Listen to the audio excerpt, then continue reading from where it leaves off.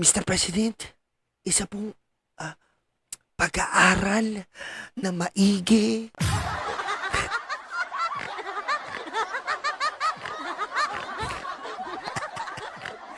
Ayan po pinapareview po ng ating dakilang presidente ang 2026 NEP, National Expenditure Project Program. Pinapareview po ng ating presidente at tayo po ay sumasaludo po dyan. Dahil kailangan po talaga reviewin yan. Dahil ang dami po talagang na naman na walang kwentang insertion. Sinasabi po nila, ano ba yung presidente nyo? Ano ba yung presidente nyo? Bakit hindi niya makontrol? Eh di gusto mo martial law. Wala namang problema eh. Oh, wala namang problema eh.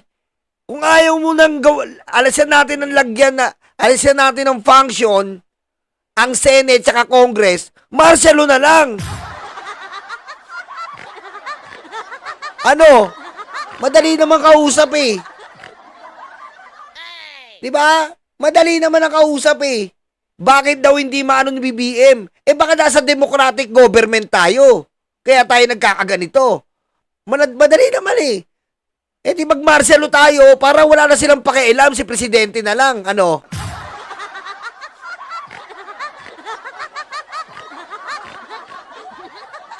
Ang daming anas eh. Ang dami nilang anas. Nung alam nga ni Duterte na walang yaing DPWH, walang ghost project, hindi niya sinibak si Villar. Oh. Ngayon, sino lang ba naglakas ng loob? Who is the person that have the courage and the most brave enough to face this kind of situation? Who is that president? Only Bongbong Marcos have faced this kind of situation. And he's brave enough to face this situation.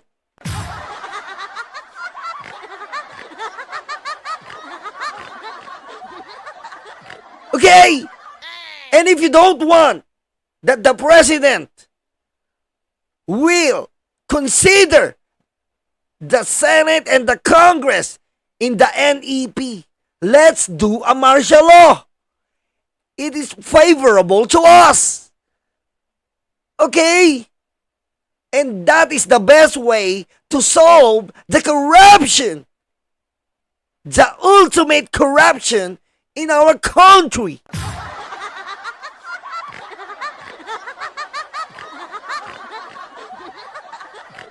So don't tell us that Bongbong Marcos cannot tolerate the demonic politician that always love to insert in the NEP.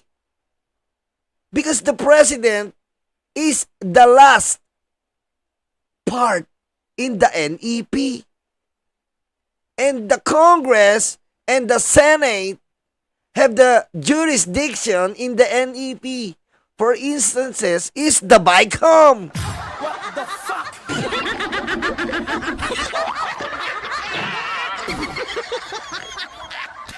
Mga bobo! Abay mo lang, pe.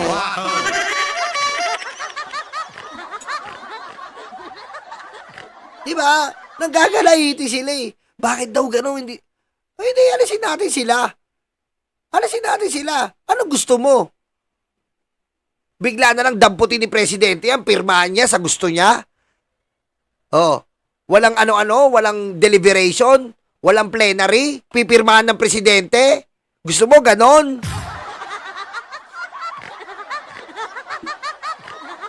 Cristina Garcia. You want me to talk in the British accent like Sarah Discaya when she said that she is a teacher and his daughter love to eat with the Rolls Royce in the parking lot?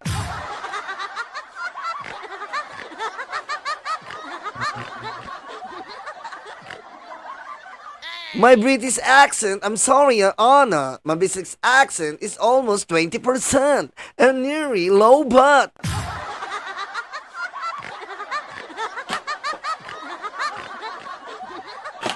Di ba? Gigil ako. Pupukpukin ko na tong hype na to eh. Nanggigil ako eh.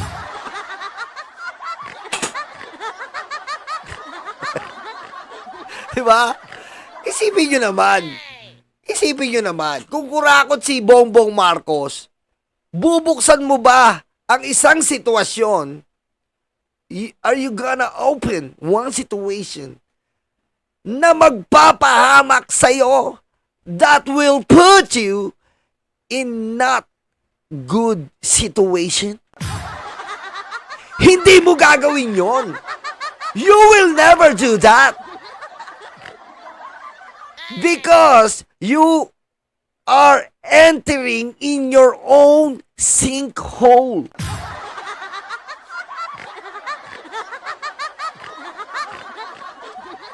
Ma'am, Ma'am Purple Butterfly, thank you. Diba? Si BBM lang po ang gumawa nito. Wala siyang pakialam. Dahil ang paki niya, anong sabi niya? Ang paki niya po ay para sa taong bayan, to the Filipino people, imploring the aid of the Almighty God. And he didn't care to anybody that will be destroyed in this flood control.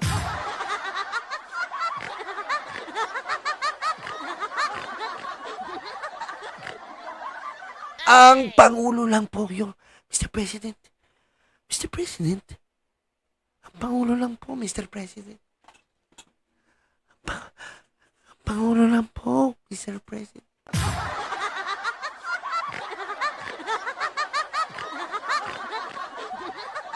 Kung ina naman po, nagkaroon tayo ng Pangulo na may puso na para sa mga Pilipino.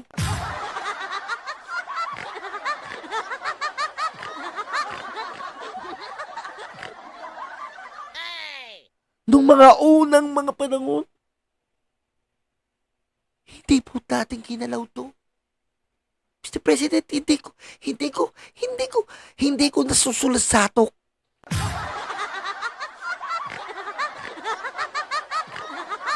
Mr. President, nakakasusulat-satok na to, Mr. President. Nakakasulat-satok! May piyok-piyok yun, di ba? May piyok-piyok siya kagabi. Nakakasulat-satok!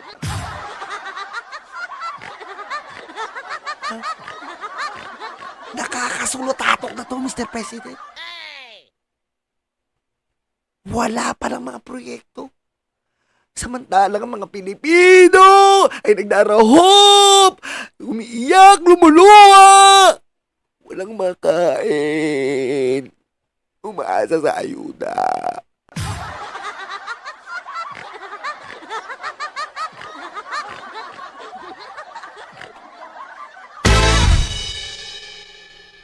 Bongbong Marcos lang po ang gumawa nito, Mr. President. Si Bongbong lang. Ginahasa si Henry! Patayin mo si BBM? No joke.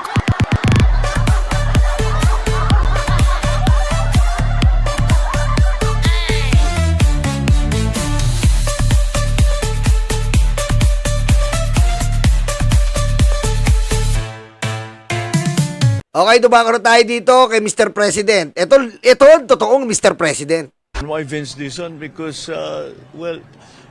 he seems he's done a very good job at the OTR, and I think he's already set the stage for all of the things that we need to do. So pwede na niya. Pusik, naging Nora Honor.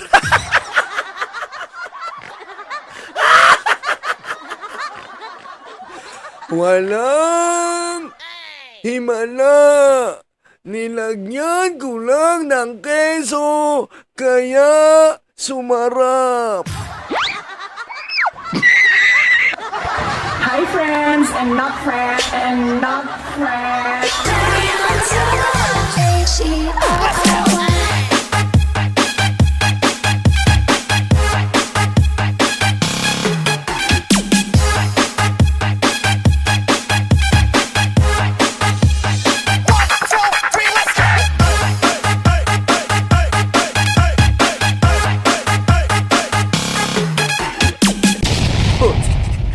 Naging Nora Honor ang putik. Paingin si Presidente! Iwanan and go to Public Works kasi he's also familiar with the workings of the Department of Public Works and Highways. Okay, eto na ha. Meron po, pinromote niya si Vince Dizon. Ten, ten, ten, ten, ten, ten. Baldavid, dinidribble ang bola, pinasa kay Noli Locsin, kinakalgag ang panga ni Bong Hawkins, nagulumianan, tinira ni Bong Noli Locsin, hindi pumasok, na rebound ni Marlo Aquino, pinasa kay EJ Pyle, si Saldanya, wasak ang muka, si Wilmer Ong, nakipagsuntukan, nakitang buta si Vince Dizon, pinisa 4-3!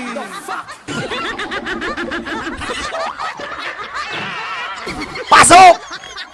Pasok ngayon si Vince Dizon sa DPWH. Pasok. Putik. Nadamay pa si Wilbert Ong tsaka si EJ Pyle. Walang kwenta daw.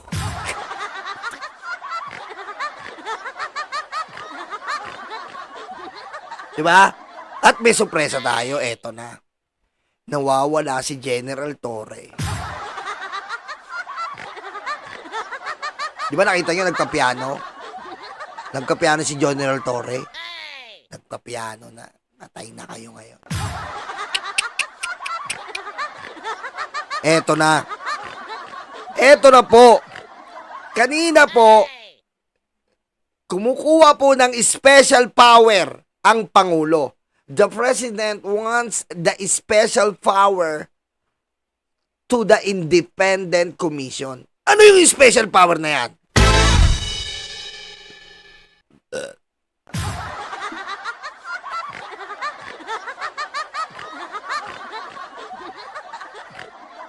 Kumukuha po si BBM ng special power sa tatayo niyang Independent Commission.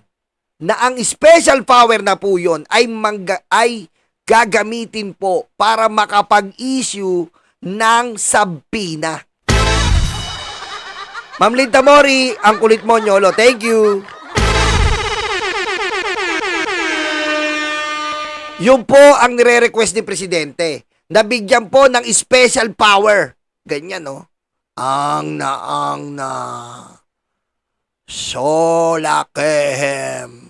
Sumaskidoto. Moko. Ayan po yung hinihingi yung Pilipino. Transfer ko na po sa Latin. Ang Tagalog, sa Tagalog po, ibig sabihin, kailangan ng special power netong ng mga ombudsman, netong retired justice, at si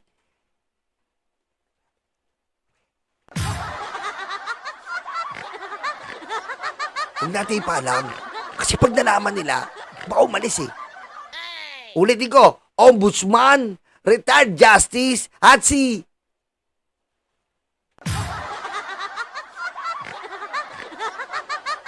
okay? Yun po.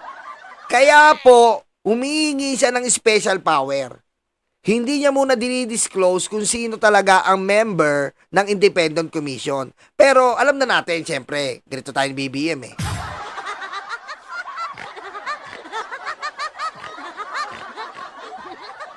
Secret lang. Tayo-tayo lang, wala naman nakakanood nito. Tayo-tayo lang, ilan lang tayo? 80 lang, oh. Tayo-tayo lang, tropa tayo, close. Yun po. Yun po ang iniiling ng Pangulo kanina. At sana po mapagbigyan niya ng Congress at Senado. Ngayon po, yung Blue Ribbon magiging batibot.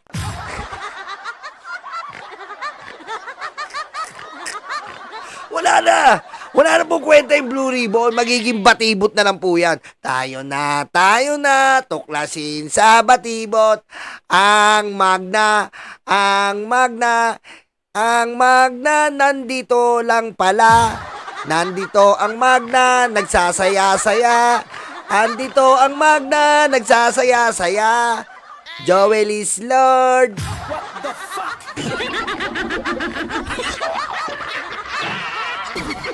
Diba? Ayan po, binubuo na ng Pangulo. Napakaganda po, DPWH. Sa pangunguna po ni Vince Diesel. Ganun ba? Ba't ganun, no? Kung namabanggit kayo, lagi nagbabago yung tono. No, yung DPWH secretary, bago na si Vince Diesel. Nagbabago? Ba't ganun? So, paano po mangyayari dun sa independent commission? Yes, we are putting together the EO that will create the independent. Kita mo? Gagawa daw siya ng EO. Ano ba yung EO? Ang EO po, malinaw ang ibig sabihin. EO, optical. Napakalinaw. Diba? Gagawa si BBM ng EO. Diba? Ano ba yung EO optical? Diba? Salamin. Malinaw. Oh. Yan ha. We will do EO. Salamin. Malinaw. De. Executive order. Kayo naman, di kayo mabiro. Sabihin, alam ko, alam niyo yun. Commission. The independent commission will be the investigative arm. So that they will continue to investigate whatever information is received. It will be sent to them. They will investigate it. Diyan mo, ang galing ni BBM. Oh. Dahil yan, kasi nga, nakausap po ni BBM si Tito Sen. Diba? Nakausap siya. Eto, pakinggan niyo yung usapan ha. Ayan ha. Ayan sabi, nakausap eto pa yung usapan no. Ayan po, ayan. Nakausap ni BBM si Tito Sen sa isa pong pagpupulong. Sabi niya, pare, ano sa tingin mo sa Blue Ribbon? Sabi ni Tito Sen, kasangkot yung mga yan.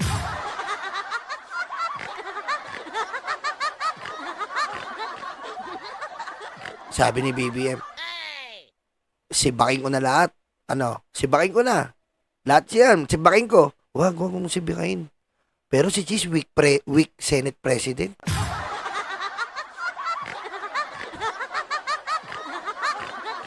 Sinabi po ni yan, ha? Sinabi po ni Tito Sen yan, ha? Hindi po biro yun. Weak po talaga, sabi ni ni Tito Sen. Weak daw po Senate President si Chis Escudero. Mamaya paparinig ko sa inyo. Sa isang interview po, weak Senate President si Chis Escudero. Ginanon. Ginanon po ni Tito Sen. Okay? Magkikita kami bukas dyan, Tito Sen. Kita tayo bukas.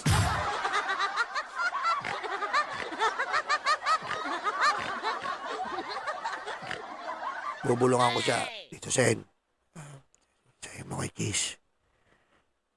May heart siya pero wala siyang puso.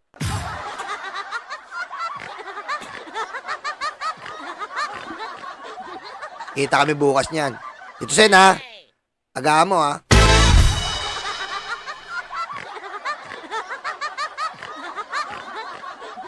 Oy, Bini Road, mag-ingat ka dyan. Mag-ingat ka, pare. Kabalita ko kayo. Mamaya paparinig ko sa inyo. Galit si Tito Sen mamaya. And they will make recommendations Oh. as to how to proceed, whether kasuhan itong mga ito Nako! or i-ombudsman Nako! sa DOJ, Nako! whatever it is. Nako! What they will recommend. Patay na, tinamaan na ng lintik. Kasuhan na kayo. Sino kaya ang aaresto sa inyo?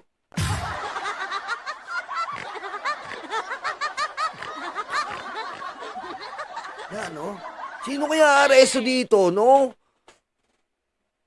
Siguro yung aresto dito naka-camouflage, talagang hindi mo makikita, parang stealth, parang yun ang aresto eh. Diba? Kasi pag nakikita mo yung pulis, talagang magre-ready ka eh. Pero pag meron kang isang tao na hindi mo nakikita, bigla na lang lalabas, huli ka. No, sino kaya yun? No, sino kaya yun? Mhm.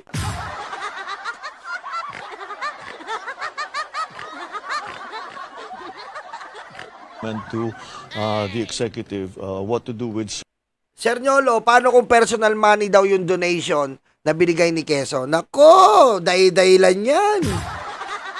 Mamaya tatalakayin natin yan. certain parties who have been found to be part of all of this corruption that's been going on, not only in flood control but all of the works of the workings within DPWH. Kasi unfortunately, the more we look, the more we find. Kahit sa 2026 budget, marami pa rin siningit. So, talagang... Kita nyo ha? Oh, yan si presidente natin. Oh, marami pa rin siningit. Kung martial law yan, hindi nila magagawa yan. Kung martial law po, hindi nila magagawa yan. Tandaan nyo po, iwaiwalay tayo. Siya ay nasa executive. Siyempre hindi niya saklaw yang nasa legislative, yung paggawa ng GAA. 'Di ba? Marami pa rin silang siningit. Hindi naman pwedeng gawin ni BBM na tablay i-veto lahat 'yon. Dahil hindi nga naka-indicate yun na ano. Pero ngayon po, pinapasoli niya na talaga. Ganun po sila kawalang ya. 'Di ba? Hindi lang po first time nangyari to, kinukwento rin ni Tito Soto na yung kay Duterte ganun din. Ngayon, inuulit ni Tito Sen tsaka ni Lacson ang ginagawa nilang trabaho. Chini-check nila yung budget. Kaya mabuhay kayo, Ping Lacson at ang aking tito sa totoong buhay, Tito Soto.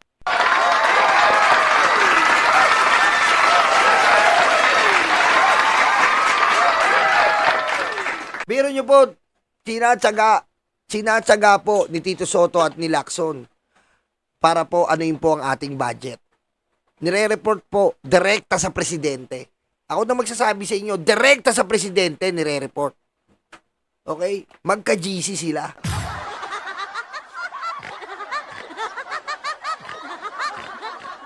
Ha? Magka-GC sila eh. Si President, si Lacson, si Tito Soto, yung pangapat, si Nyolo. What the fuck?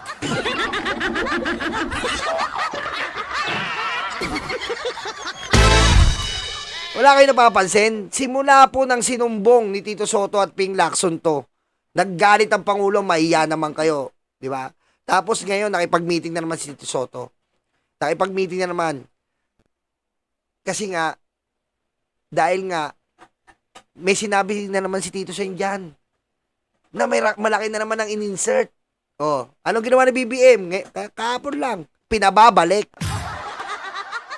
Soto ako pare, Albert. Soto ako eh. Nyolo Soto. Yan talaga ako eh. Nyolo Soto. So true, Soto. So it really needs to be cleaned out properly. The commission po. Well, depends on how it's structured. 5 members ba? 7 members? Yan na. Sino mag-head? Sinong chair? Oh, kita mo ha. 5 or 7 members po ang independent commission. Pinamumunuan po yan. Sabihin ko na sa inyo, ombudsman.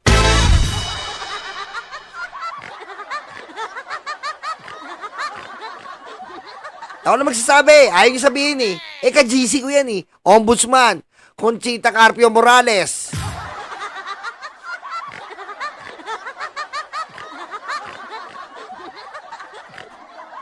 Ayan po ha. Si Magalong. Kaso, hindi siya nakaupo. Tiga-refill ng tubig.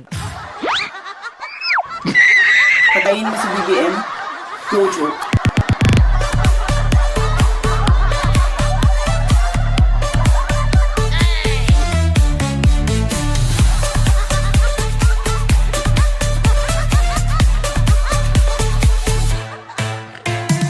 Ayan, dalawa muna ha. Dalawa muna ha. Ombudsman, si Conchita Carpio. Dalawa muna. Ha? Sa mga susunod na araw ko na sabihin yung lima. Ha? Sabihin ko. Kaya muna, Ombudsman, Conchita Carpio Morales. Ayan po Tapos, meron ding isang, sabihin ko na isa, yung DPWH ni Pinoy. DPWH si Pinoy kasama. Yan ka-GC ko yan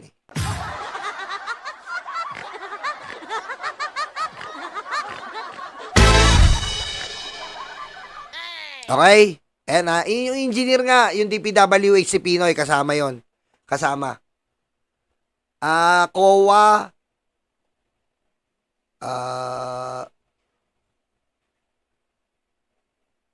wala yata. Checking ko nga yung Viber ko.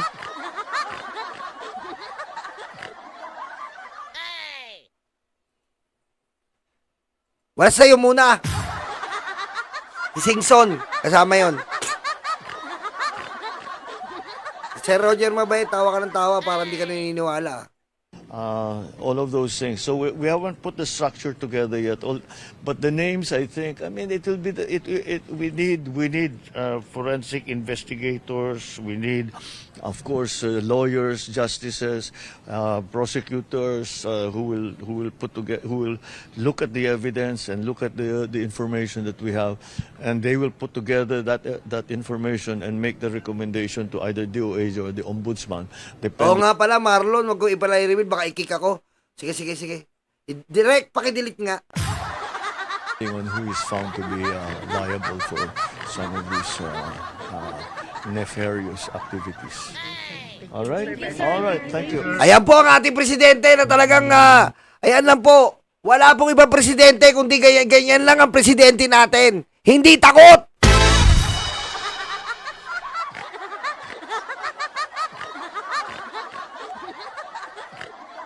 Diba? Bakit? Hindi siya takot na alisin si Bununguan. Hindi siya takot kung talagang alisin. Si Duterte, madaming ghost project sa DPWH, pero mahal ko pa rin si Mark kasi tahimik lang. Patayin niyo si BBM. No joke.